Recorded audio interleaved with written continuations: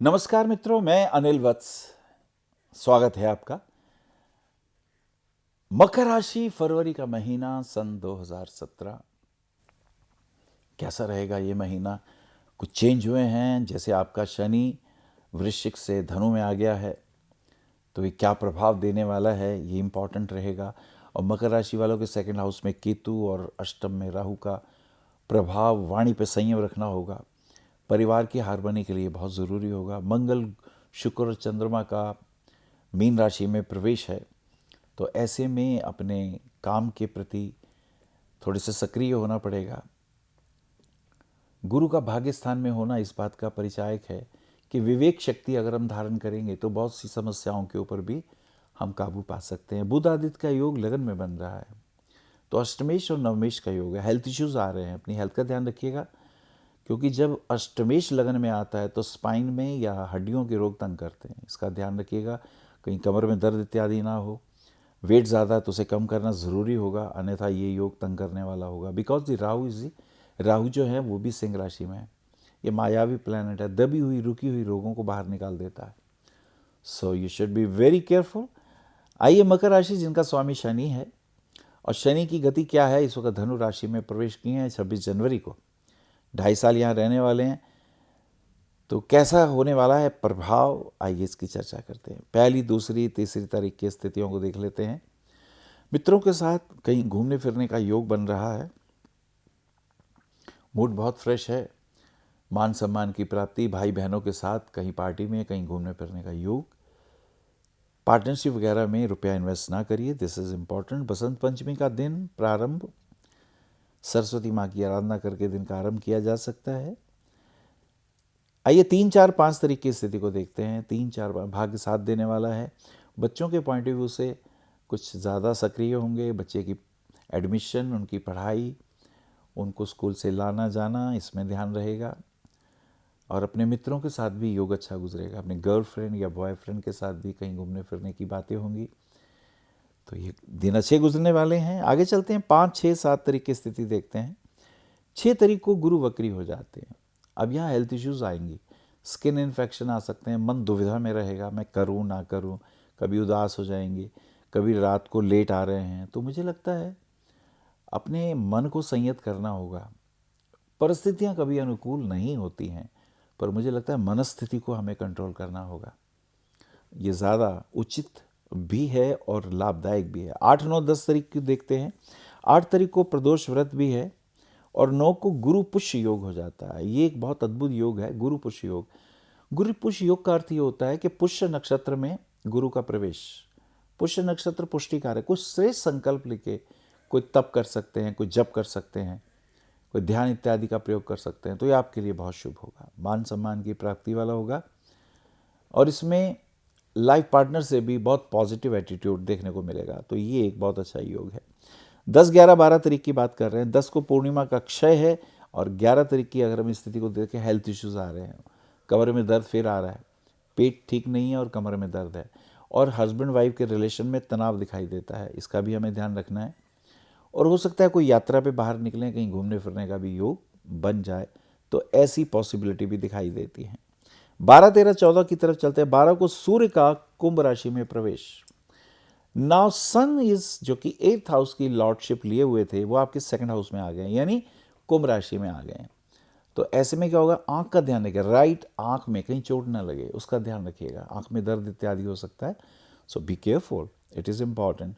और ये भी हो सकता है कि कोई कोर्ट कचहरी का मसला हो, उसका ध्यान रखिएगा, उसमें टाइम पर पहुंचना ज़रूरी है। और जो भी आपने FIR वगैरह पहले कराई थी, वो अपडेट्स कर लीजिएगा, क्योंकि ये चीज़ें ज़रूरी हैं, क्योंकि थोड़ी सी चूक में नुकसान हो सकता है। सो बी केयरफुल, ये एक इम्पॉर्टेंट इसमें टर्न आया है। 13, 14, 15 को देखते हैं। 13, 14, 15 की स्थिति कैसी रहेगी? भाग्य साथ देने वाला है, और कोई बिगड़े काम जो रुके हुए थे वो पूरे हो सकते हैं। मन आज थोड़ा दुविधा में भी है, और थोड़ा आज ध्यान में, कहीं सत्संग में भी जाने का है। धर्म के प्रति आस्था भी कुछ इम्पॉर्टेंट सी दिखाई देती है, तो ये मूव अच्छे जा रहे हैं। आगे चलते हैं, 14, 15, 16 को लेके चलते हैं। 14 तारीख को अंगारक श्री गणेश चतुर्थी, गणेश जी को प्रणाम करते हुए। 15 तारीख को बुध का पूर्व में अस्त हो जाते हैं। अब बुध आपकी जन्मपत्री में भाग्य के मालिक हैं और छठा घर रोग का है, कर्जे का है और वो भाग्य का है।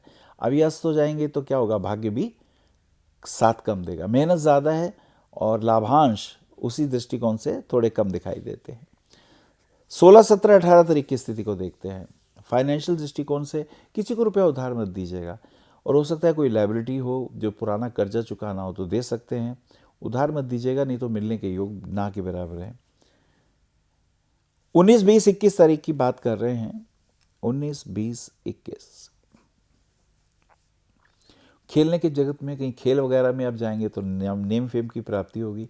प्रॉपर्टी के पॉइंट ऑफ व्यू से कहीं अगर कोई घर लेना है किराए का तो वो मिल सकता है।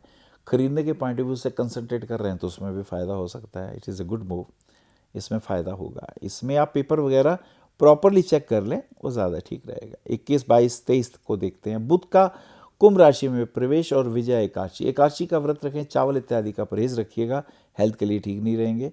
और बुध का कुंभ राशि में प्रवेश हो जाता है। अब यहाँ जो कि भाग्येश हैं वो आपके सेकंड हाउस में आ गए हैं, यानी खड़ष्टक योग बना है। तो ऐसे में आर्थिक दृष्टिकोण से थोड़ी टेंशन आएंगी, घर में भी किसी बात पे क्लेश हो सकता है, घर छोड़ के जाने का मन कर सकता है, विदेश यात्राओं के भी योग बन सकते हैं। पर कुल मिला के अपने चित्त को, अपने मन को कंट्रोल में रखना होगा, ये ज़्यादा उपयुक्त रहेगा। आगे चलते हैं, 23, 24, 25 तारीख को देखते हैं। 23 तारीख की स्थिति, मन बहुत अच्छा, लेकिन थोड़ा सा डिप्रेशन में है, हेल्थ इश्यूज़ हैं, थोड़े वो ठीक नहीं है, घुटने में दर्द आ रहा है, सिर में भी तकलीफ़ है, डॉक्टर को चेकअप करा लीजिएगा, क्योंकि जान है तो जहान है, ये सबसे इम्पॉर्टेंट है। 24, 25, 26 तारीख की ओर देखते हैं। शिवरात्रि व्रत है 24 तारीख को।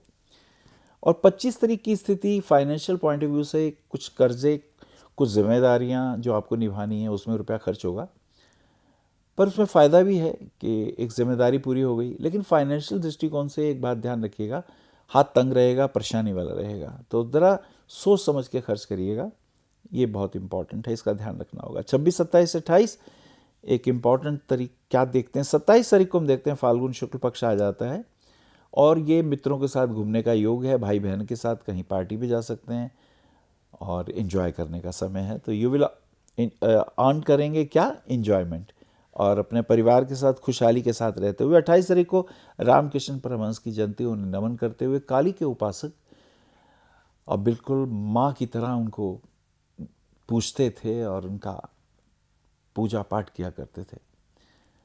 तो मकर राशि वालों के लिए मुझे ये कहना है कि अगर वो डायमंड पहनते हैं तो उनके रोग, कर्जे, दुश्मनी ये दूर होते हैं। पन्ना पहनते हैं तो उनका भाग्य साथ देता है। भाग्य का मतलब जो हमने कर्म किए उसके रिजल्ट पॉजिटिव भी हमें मिले। नीलम रत्न धारण करने से स्वास्थ्य के दृष्टिकोण से फ़ायदा होगा, हेल्थ इश्यूज़ ठीक होंगे, नेम फेम की प्राप्ति होगी। और अगर विदेशों से अगर आपके एक्सपोर्ट इंपोर्ट के काम है, यदि आपका केमिकल का काम है, लोहे का काम है, प्लास्टिक का काम है, उसमें फ़ायदे मिलेंगे। या अगर आपका एग्रीकल्चर का काम है तो उसमें भी आपको लाभ मिलने वाला है। नमस्कार। आप आचार्य श्री अनिल वत्स जी के ज्योतिष व ध्यान संबंधी प्रोग्राम www.astroanilvats.com व मासिक राशिफल YouTube पर भी देख सकते हैं। विशेष जानकारी के लिए संपर्क करें भविष्य कथन VE 279 गली नंबर 6 हरिनगर न्यू दिल्ली 110064। हमारे फोन नंबर है 9891739999 और 9818189993 और 8860006030 और 9810880002। हमारी वेबसाइट है www.bhavishyakathan.org। ईमेल है acharyaanilvats@gmail.com। अपॉइंटमेंट के लिए संपर्क करें सुबह 11 बजे से शाम 6 बजे तक।